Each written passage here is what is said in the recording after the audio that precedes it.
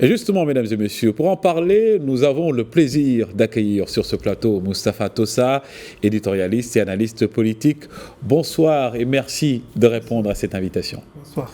Alors, monsieur Tossa, d'abord, quelle analyse faites-vous et comment aussi également, quelle lecture plutôt faites-vous de cette déclaration française et quel impact aussi elle peut avoir sur l'évolution diplomatique de ce dossier à l'international? Alors, c'est une évolution, une clarification française à l'égard du Maghreb que je trouve majeure et importante.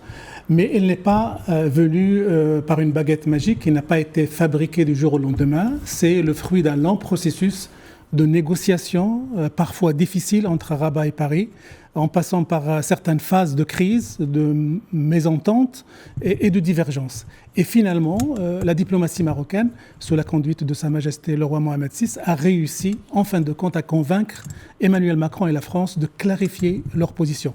Alors, la position de la France, on le sait, la France est un pays important.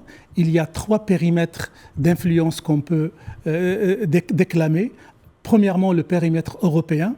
La France fait partie du moteur, du cœur de l'Union européenne. Donc que ce pays-là puisse avoir une clarté sur ce sujet-là est très important pour l'avenir.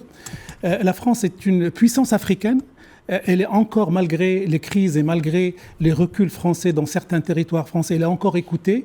Et au moment où le Maroc milite activement sur le plan diplomatique pour faire expulser la pseudo-race de l'Union africaine, cette position claire de la France peut avoir un impact majeur sur un certain nombre de pays africains qui vont s'engager davantage et avec beaucoup plus de conviction et de persuasion derrière la position marocaine.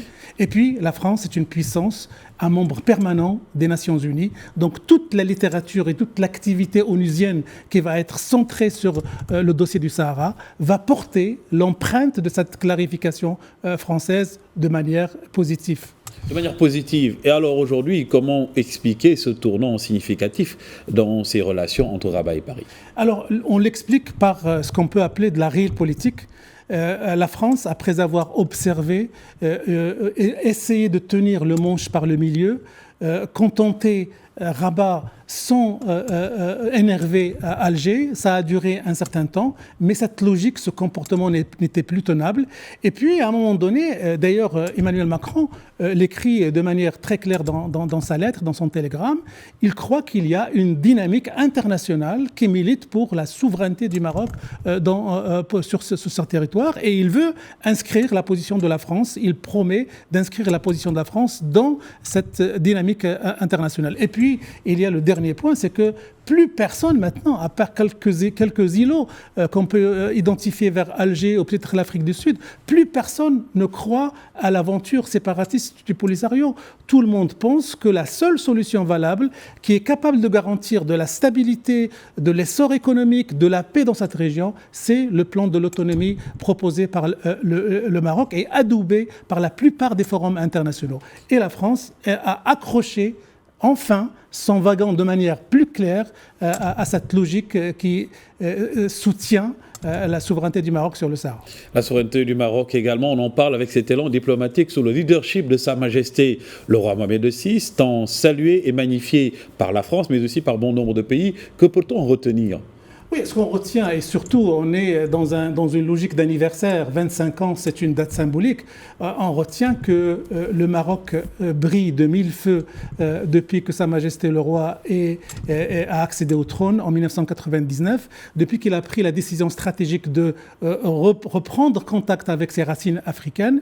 Il a réussi à convaincre énormément de pays et de puissances pour soutenir la marocanité et la souveraineté du Maroc. Et le Maroc et Sa Majesté le roi a réalisé de véritables performances diplomatiques qui font briller le pays partout, qui transforment le Maroc en un pays attractif sur le plan économique, stable sur le plan politique et visitable sur le plan touristique, à en croire les chiffres de ces dernières 25 années. Donc le Maroc a gagné énormément de prestige, de réputation sous la conduite de Sa Majesté le roi Mohamed VI. Et c'est à l'occasion bien évidemment des 25 ans également de l'accession du trône de Sa Majesté le roi Mohamed VI que le président Emmanuel Macron a fait cette déclaration pour reconnaître encore une fois la souveraineté du Maroc sur son Sahara. Et nous avons reçu aujourd'hui Moustapha Tossa, merci encore. Merci. Je rappelle donc que vous êtes éditorialiste et analyste politique également. Merci.